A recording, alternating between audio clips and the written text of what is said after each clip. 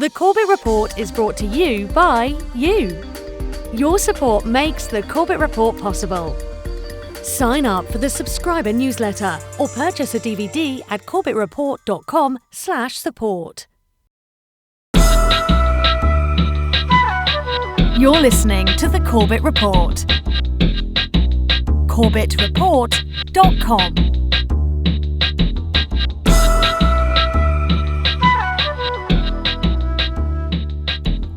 Welcome, ladies and gentlemen, welcome to another edition of the Corbett Report. I'm your host, James Corbett of CorbettReport.com, coming to you, as always, from the sunny climes of Western Japan, here on the 27th day of September, 2013. Welcome to episode 282 of the Corbett Report podcast, the IPCC Exposed. Now, if you, like myself, have been following the public debate over climate science for the past decade, you will no doubt remember the hyperbolic media coverage that surrounded the release of the UN Intergovernmental Panel on Climate Change's Fourth Assessment Report, aka the Climate Bible, back in 2007. The world's top climate scientists couldn't make it any more clear. Global warming is real, it's getting worse, and we're to blame. Climate change is putting the world on the verge of a catastrophe. That's the stark warning from the United Nations Secretary General Ban Ki-moon. What's in the report is sobering enough. Global warming is unequivocal and irreversible. Man-made greenhouse gases are shooting up, driving the rise in Earth's temperature and sea level, and the decline in Earth's snow cover. You know, the scientists have done their work. It's now time for governments to do their work. It's time for Canadians to also accept their responsibilities.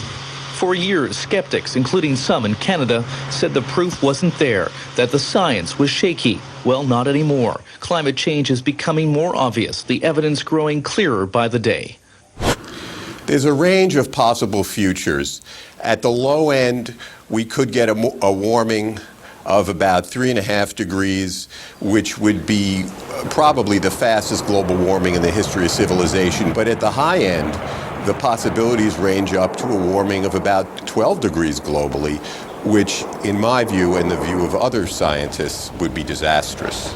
And we don't know whether we're going to get the 3.5 degrees, the 12 degrees, or anything in between. Obviously, government should be saying, let's plan for the 12 degrees and hope for the 3.5 degrees.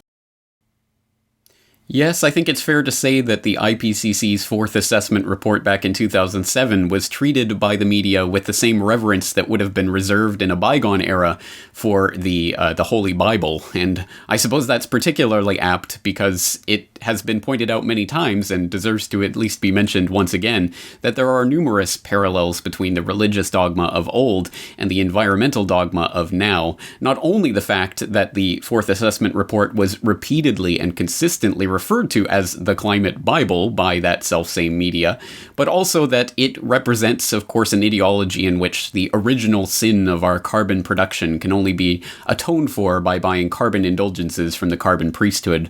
More on which later, but first sticking specifically to the science of the matter, because this is the point at which the proponents of disastrous man-made global warming always wants to come back to, and rightfully so.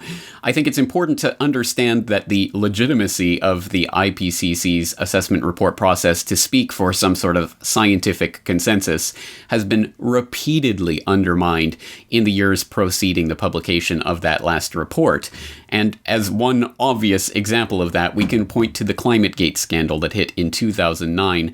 And I will not belabor the point here. I will simply refer to people to my previous work on this subject, which I have done in numerous times in the past. And I will put links in the show notes for today's episode so you can go and watch some of my previous ClimateGate reporting. But perhaps here, at the very least, we should note that when we say that ClimateGate was incriminating for the climatologists whose work feeds into the IPCC, and in some cases are the lead authors of the assessment report, we use that word incriminating quite judiciously and quite specifically, because one of the interesting interesting aspects of ClimateGate that the people who want to sweep that entire scandal under the rug fail to ever point out is that the UK's Information Commissioner, in fact, found that Phil Jones and the other researchers at the Climatic Research University at the University of East Anglia, Climatic Research Unit, at the University of East Anglia, actually did break the law by illegally withholding information from legitimate Freedom of Information requests that had been filed with the CRU. So they were, in fact, found guilty of breaking the law, but it was not prosecuted because by the time the Information Commissioner had received that complaint and the details of it by the ClimateGate scandal, it was already past the statute of limitations for prosecution. So these are really unconvicted criminals who have participated in this scandal, and that's one aspect of ClimateGate that needs to be pointed out again and again. And but ClimateGate, of course, was not the be-all and end-all of the undermining of the IPCC's legitimacy in the years since the publication of its last assessment report. In fact, there have been numerous scandals that have cropped up again and again to further undermine that legitimacy. And there's a lot to go through, so perhaps as a quick summary, let's turn our minds back to a Sunday update that appeared here on the Corbett Report a few years ago. In our top story this week, the UN's beleaguered Intergovernmental Panel on Climate Change is facing more troubles this month, as some of its own lead authors strike out against it.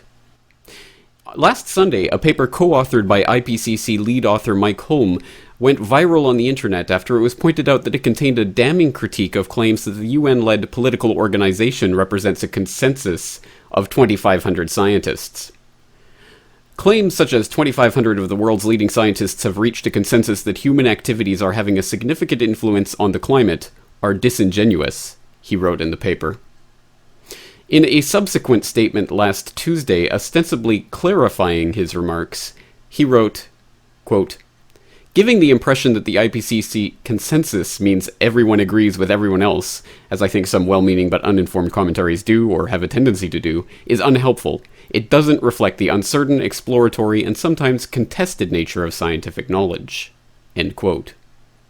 Also last week, IPCC lead author Richard Toll added his voice to the growing ranks of scientists who feel that the IPCC process must be completely reformed before its fifth assessment report is conducted. Regarding the much-criticized procedures for crafting the political report, Toll wrote, quote, "I think that the IPCC should suspend the AR5 process, fix the procedures for nominating and selecting authors, and postpone the report to 2015. I'd rather bet on New Zealand winning the World Cup." End quote.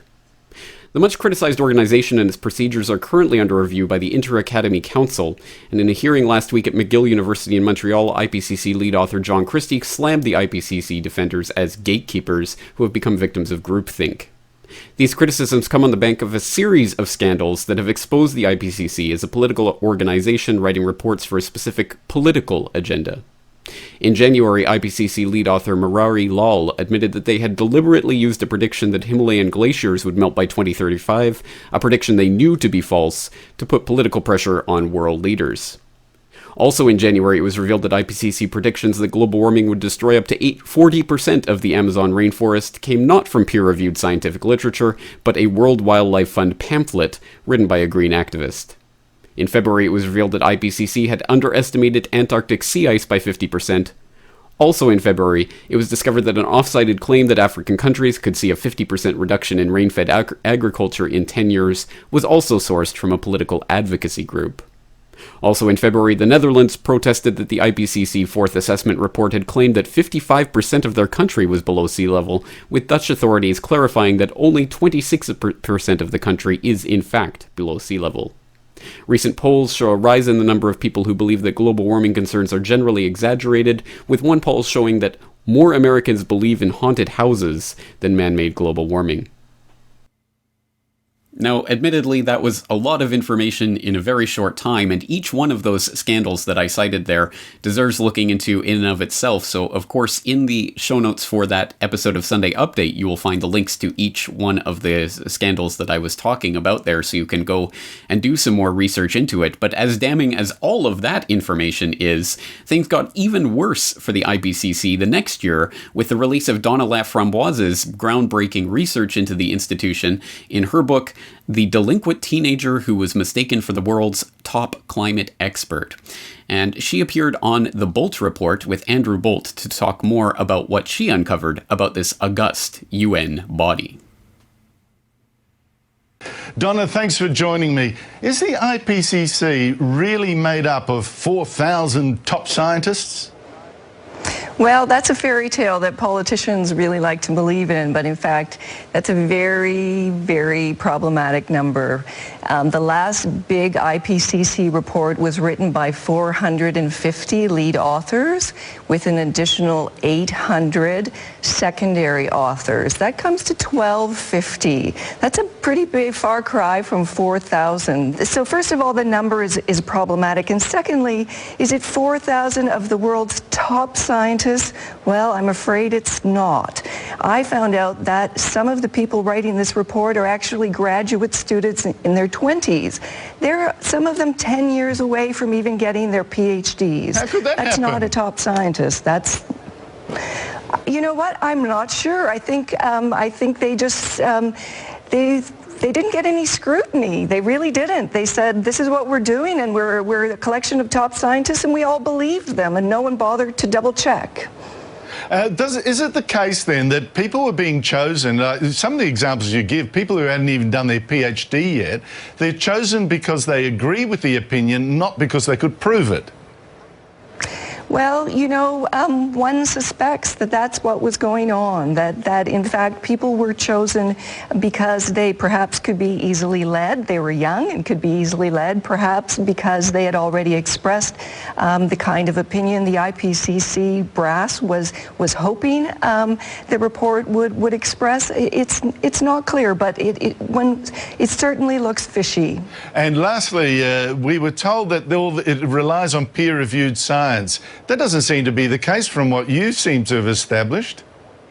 Well, that's the other thing. That's the other big fairy tale here. The chairman of the IPCC has been going around the planet assuring us that the reports are based only, solely, and exclusively on peer-reviewed science. Well, when I actually decided to check out how many of the sources cited by the IPCC were published in peer-reviewed scientific academic journals, only 2/3 were. And we also discovered that 21 out of the 44 chapters had so few peer-reviewed sources that that chapter would have received an F on a grade school report card. It seems to me, Donna, what you also found out was a lot we were reviewing on green groups literature, and I think people really should look at what you've come up with, because I think it'll really startle them how thin this material is. Donna Laframboise, thank you so much for joining us. Now, people who are interested in a more in-depth conversation with Donna Laframboise about her research and what she uncovered in the course of writing her book, I will refer you to the interview archives on CorbettReport.com for interview 434, where I had an in-depth conversation with Donna about that topic. So I will refer you to that interview and, of course, to her book itself for more on the scandals that undermine the supposed legitimacy and authority of this UN Intergovernmental Panel on Climate Change and its pronouncements. But just like in some bad horror movie where the killer comes back at the end despite having supposedly been killed off earlier in the movie, it seems that the IPCC is also coming back, and now it's preparing to release its 5th assessment report. Guess what, everybody? They're back, and it's almost exactly the same as what we saw in 2007. We're going to begin with news that is hot off the presses, the latest word on climate change. A United Nations report just released in the past hour says it is extremely likely that humans are mostly to blame for temperatures that have been climbing now for decades. How sure are these scientists? They say about 95% certain. And in science, 95% is pretty darn certain. The report says there's now a 95% chance that the pollution we cause in the atmosphere is causing the planet to get warmer. First, the IPCC declares that 95% certainty that humans are responsible for more than half of the observed increase in global average surface temperatures from 1951 to 2010. Some other major conclusions that they have that aren't that far off from their previous reports, but nonetheless emphasize and confirm previous findings that we can expect. They expect a range of temperatures in the next century to go up 1.5 degrees Celsius to 4 degrees Celsius. That works out to be about 6 degrees Fahrenheit. And also predicting a 10-inch to 3 feet sea level rise by 2100. The IPCC report is expected to conclude with at least 95% certainty that human activities have caused most of Earth's temperature rise since 1950 and will continue to do so in the future. That's up from a confidence level of 90% in the 2007 report. The last year the assessment came out. That's right, it looks like they're reading from essentially the same script, as if nothing had changed in the intervening years, not only in the perception of the IPCC as a body that could be relied upon to accurately collate and report on this scientific data, but also the scientific data itself, as if nothing had changed in the intervening 6 years to call into question any of the main predictions or assessments that were contained in the fourth assessment report. Well, this is not reflective of reality, and it is a sad state of affairs, if not particularly surprising, that this is not being reflected in any way by the same media that has exhaustively and persistently and repeatedly sided with the global warming propagandists and alarmists on the side of the IPCC throughout this supposed debate that has been happening in the past several years. But if there is a difference between now and 2007, it's that not only is there opposition to the IPCC and its pronouncements, but that opposition has, in fact, already struck some mortal blows to this most recent assessment report before it was even released to the general public. Because, as part of the IPCC's strategy for getting certain media organizations on board with the IPCC before the release of the report, they previewed, they snuck a preview of the assessment report to some friendly media organizations, and somehow or other it got spread a little more widely than they were intending. And that leak allowed some people who were not so friendly to the IPCC to also evaluate the Intergovernmental Panel on Climate Change's assessments in the fifth assessment report, and they did not critique it kindly, and for good reason, for good scientific reasons. So let's take a look at a couple of those critiques, and we'll start with one by Ross Mckittrick. And for people who aren't familiar with Mckittrick, he, along with Stephen McIntyre, produced a groundbreaking statistical analysis that completely undermined the now infamous hockey stick graph, which was one of the first big busts of the IPCC's propaganda extravaganza that attempted to convince the world that global warming was a modern phenomenon and completely unprecedented in human history, etc., etc. Well, that has been thoroughly undermined by the work of people like Mckittrick and McIntyre, and now Mckittrick has also taken to the ring to give his own pronouncements on the recent assessment report, which he received a copy of in the previous weeks. And his article on the subject is called IPCC Models Getting Mushy, and is subtitled, "In the next 5 years, the global warming paradigm may fall apart if the models prove worthless." So let's read a little bit of that report. Quote, "There has been a lot of talk lately about the upcoming Intergovernmental Panel on Climate Change report, and whether it will take into account the lack of warming since the 1990s. Everything you need to know about the dilemma the IPCC faces is summed up in one remarkable graph. The figure nearby is from the draft version that underwent expert review last winter. It compares climate model simulations of the global average temperature to observations over the post-1990 interval. During this time, atmospheric carbon dioxide rose by 12% from 355 parts per million to 396 parts per million. The IPCC graph shows that climate models predicted temperatures should have responded by rising somewhere between about 0.2 and 0.9 degrees Celsius over the same period. But the actual temperature change was only about 0.1 degrees and was within the margin of error around zero. In other words, models significantly overpredicted the warming effect of CO2 emissions for the past 22 years.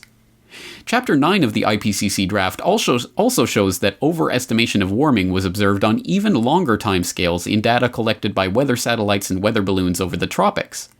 Because of its dominant role in planetary energy and precipitation patterns, models have to get the tropical region right if they are to credibly simulate the global climate system. Based on all climate models used by the IPCC, this region of the atmosphere, specifically the tropical mid-troposphere, should exhibit the most rapid greenhouse warming rises anywhere. Yet, most datasets show virtually no temperature change for over 30 years.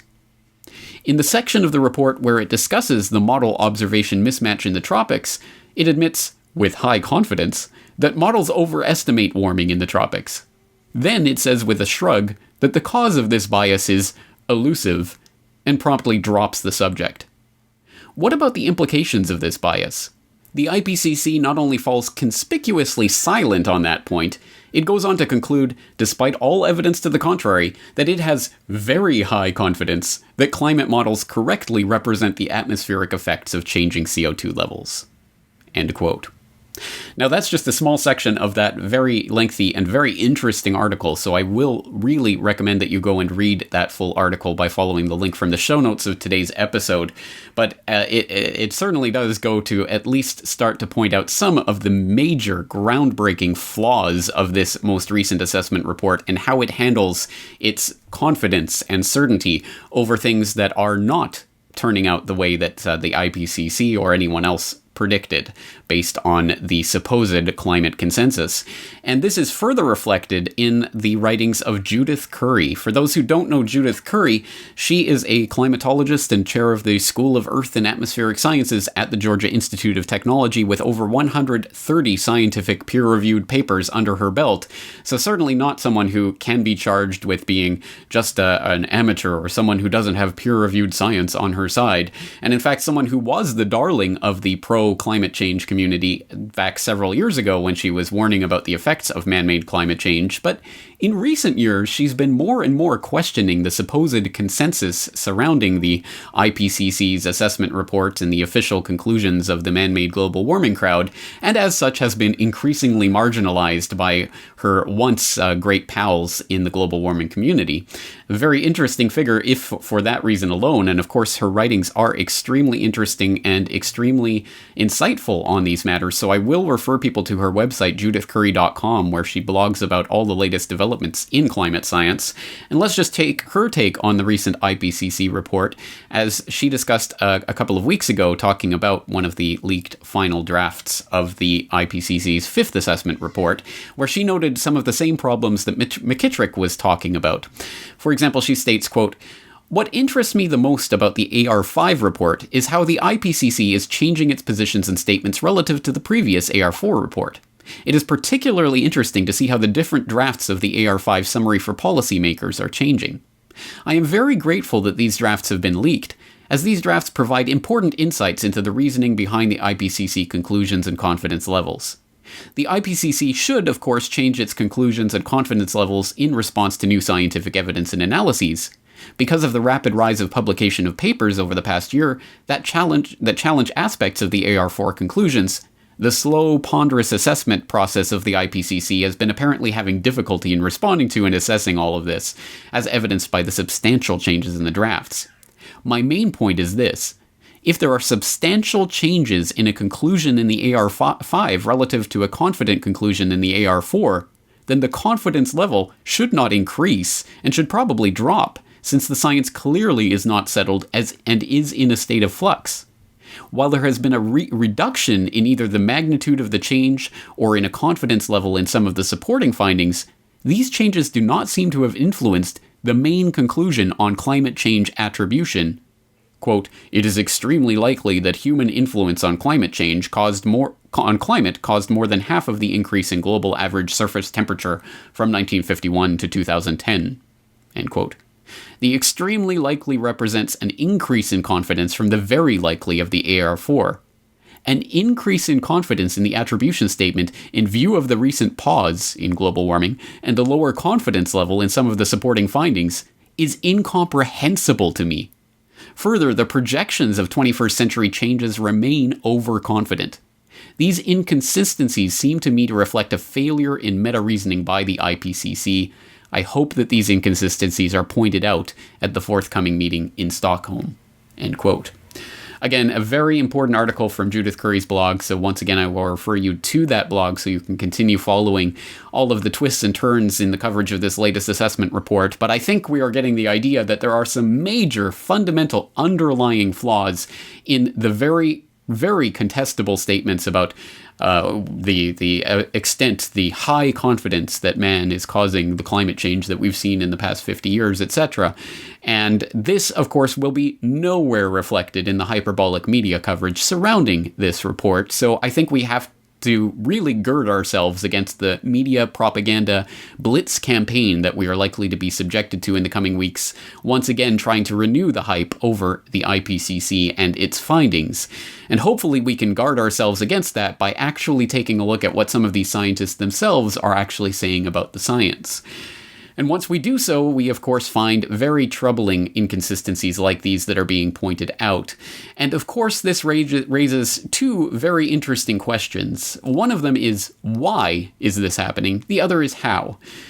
The why is, of course, probably the more important of those two questions, but it is one that has been really well covered, I think, by a lot of different aspects of the alternative media, including work that I've done in the past. So for a brief summary of why the IPCC is being so clearly steered towards its inevitable conclusion that man is to blame for man-made global warming, and we are all going to die if we continue to emit carbon dioxide into the atmosphere, well, we can turn back to that 2010 Sunday update that we were looking at earlier.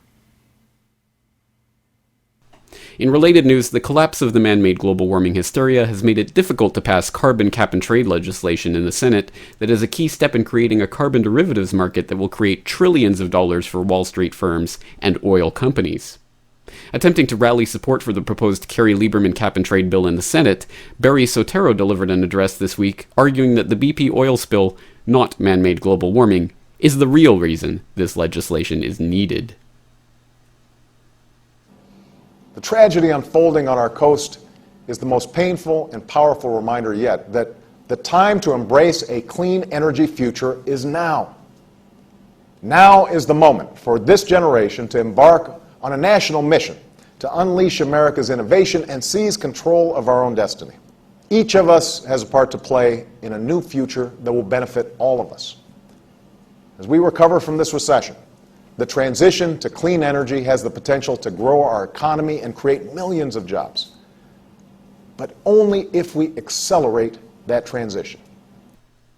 Not mentioned by Soetoro is the fact that BP in fact helped to write the cap-and-trade legislation, nor the fact that GE has lobbied strenuously for the creation of a cap-and-trade scheme from which they stand to benefit to the tune of billions of dollars, nor the fact that Ken Lay of Enron helped to design a cap-and-trade scheme with Al Gore, Goldman Sachs, and others in the 1990s, nor the fact that Soetoro himself, currently going by the name Barack Obama, directed a charity that granted $1.1 million to launch the privately owned Chicago Climate Exchange. At this time last year, when cap-and-trade legislation was being voted on in Congress, it was pointed out that cap-and-trade is a money-making operation for the very oil companies and Wall Street financiers who are supposed to be punished by such legislation. At that time, the future carbon market was estimated at $2 trillion a year. Even Soetoro himself has admitted that any costs incurred by oil companies under such a scheme would merely be passed on to consumers. Under my plan of a cap-and-trade system, electricity rates would necessarily skyrocket. Even, regardless of what I say about whether coal is good or bad, because I'm capping greenhouse gases, coal-powered plants, natural gas, you name it, whatever the plants were, whatever the industry was, they would have to retrofit their operations.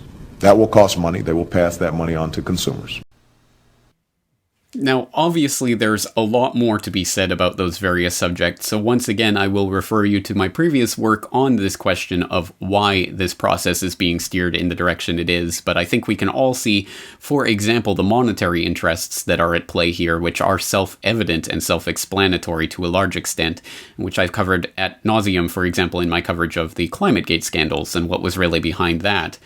But beyond all of that, there's another question, which is the how. And I think this is a particularly interesting question because it's not one that is often examined in a great degree of detail in the alternative media that is questioning this supposed scientific consensus.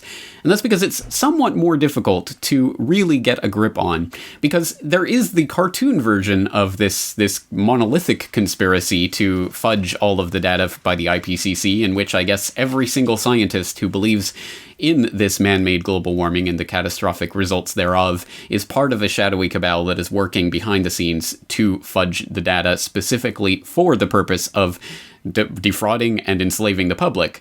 Whereas I think that is a motivation that certainly does pertain to the people at the very top of the pyramid of society, i.e. the powers that shouldn't be.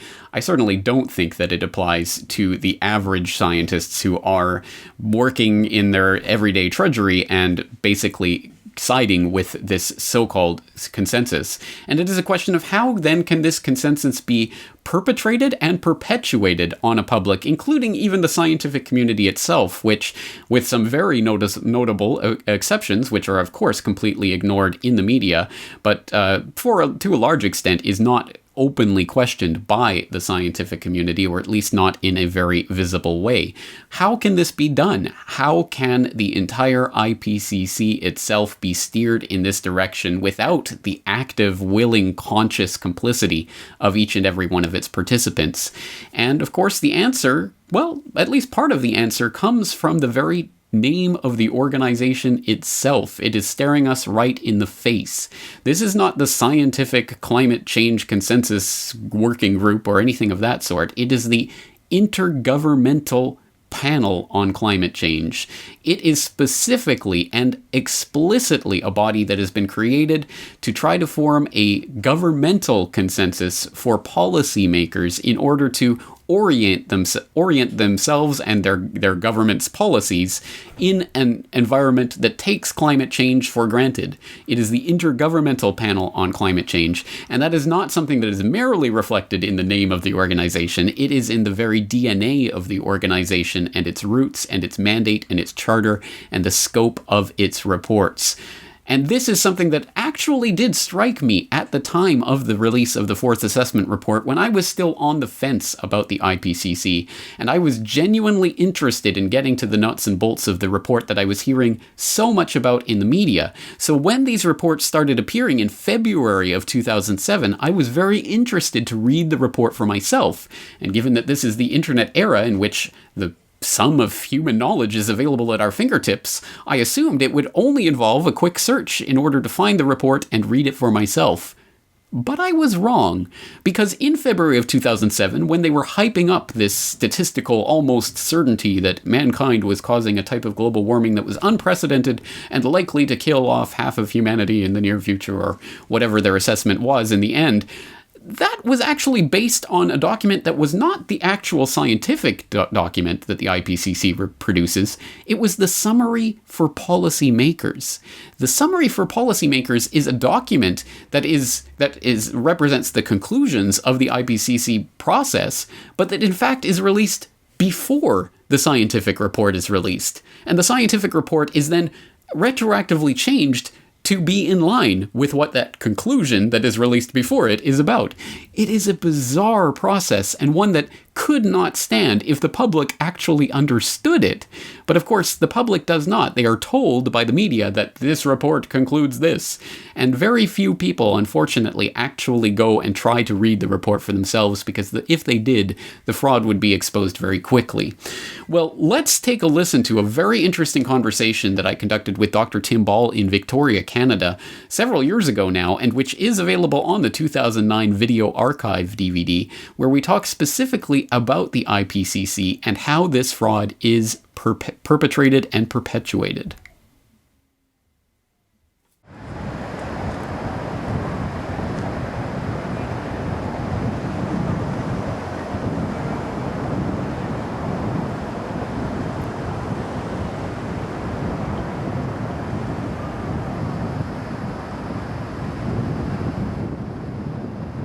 My name is Dr. Timothy Ball, and I have a PhD in climatology from the Queenberry College at the University of London, England. My experience, I've having chaired commissions of inquiry for government or being on commissions of inquiry with government is that commissions of inquiry with government there are certain things that politicians love. Commissions of inquiry are one of them. Deficits are another, because with a deficit they can say, oh, sorry, we can't afford that, but then if they want to do something, suddenly, magically, the money's there. If there's a problem or a conflict that develops and it's causing a lot of difficulty for the politicians, they can say, oh, we will appoint a commission of inquiry. It'll be independent. And that takes the heat off the issue. Oh, yeah, the government's reacting. They're finally appointed a commission of inquiry. And then if they don't, of course, they say, oh, you're afraid to put one on, and, you're hiding something. So, okay, we appoint the commission of inquiry. But then, what people don't realize is they control the outcome of that commission of inquiry. Now, first of all, they've got the advantage now, because if the media come and say, well, what's going on? Can't talk about it. Commission of inquiry. Wait till their report comes out. Well, that delays usually 2, 3, 4 years, by which time all the political heat's off. But more important is they control it by the terms of reference. And the example I like to use is the Warren Commission inquiry into Kennedy's assassination. And Judge Warren was asked about something after. He said, well, why didn't you look? Oh, it wasn't in my terms of reference. He'd been limited by those that wrote the terms of reference.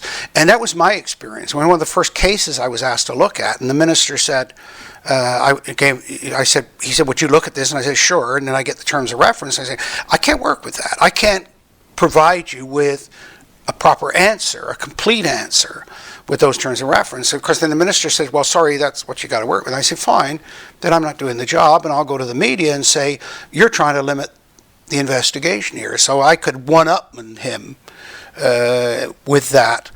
And so when they set up the Intergovernmental Panel on Climate Change, Maurice Strong, we should talk a lot about, he wrote the terms of reference.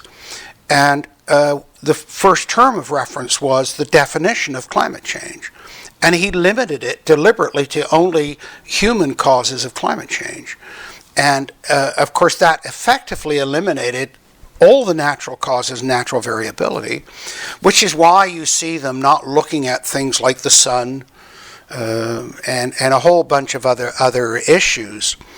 And of course he then limited it even further in another term of reference, that he set it up into 3 working groups. There was the technical group, working group 1, which wrote the science report.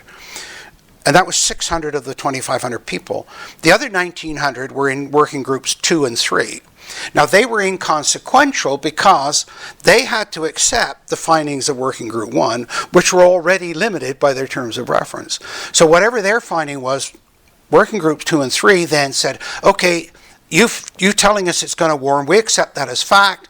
We now look at the implications of that. And that's where you hear all these stories about, oh, the ice is going to melt, the sea level is going to rise. So really, the majority of the report by 1,900 scientists is accepting without question the finding of the first group. Now, Strong, it really restricted it even more, because they came out and said, look, this report is not to be used for policy. But then they set up the summary for policymakers, the absolute contradiction of that.